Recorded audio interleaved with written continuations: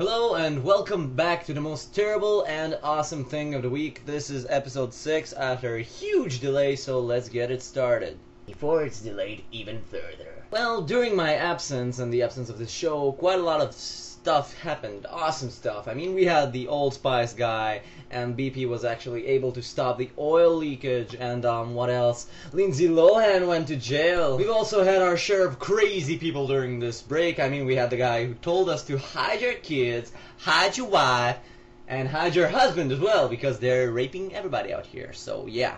But I decided to talk about one thing which stood out completely above all other things. And I'm talking about the greatest movie of this week. Heck, it was the greatest movie of this month, of this year, and perhaps even the greatest movie of the decade.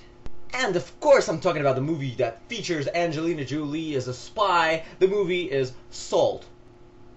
No, that is not the movie. I'm talking about Inception. Hell yeah, this movie is so fucking great. I mean, where to begin?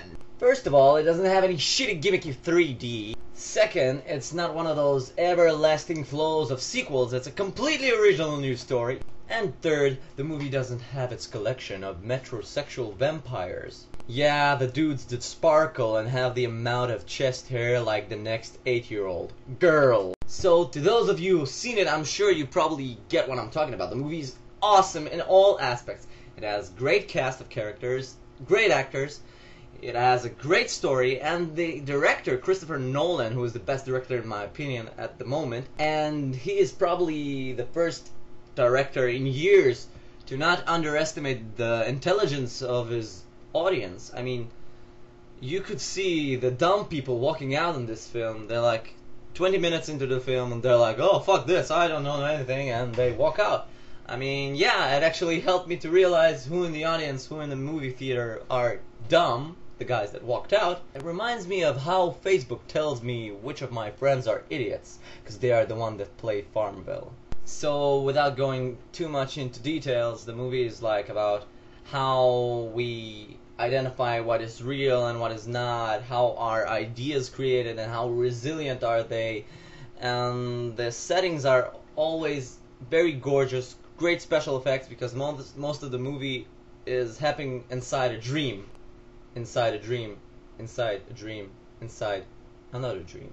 So yeah, it might seem to be a little bit complicated, and it is a little bit complicated, so when you walk to see that movie, be sure you're not sleepy or tired or anything like that, or high on drugs. So yeah, you should be like in focus when you see that movie. You won't be disappointed. Go watch it. It's awesome. So let's move on quickly to the most terrible thing of the week, and you will soon realize why I have to move on quickly to the most terrible thing of the week, because the lights are out in my house and the power is down and it sucks, and I'm using an emergency backup power, and that's why you have the terrible lighting on my face, and I don't have real much time to finish this video.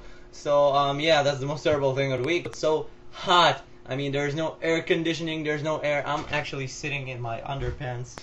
That's it for the 6th episode of the most awesome and terrible thing of the week. I'll see you next week, I hope. Please, God, don't let the lights go down on me again.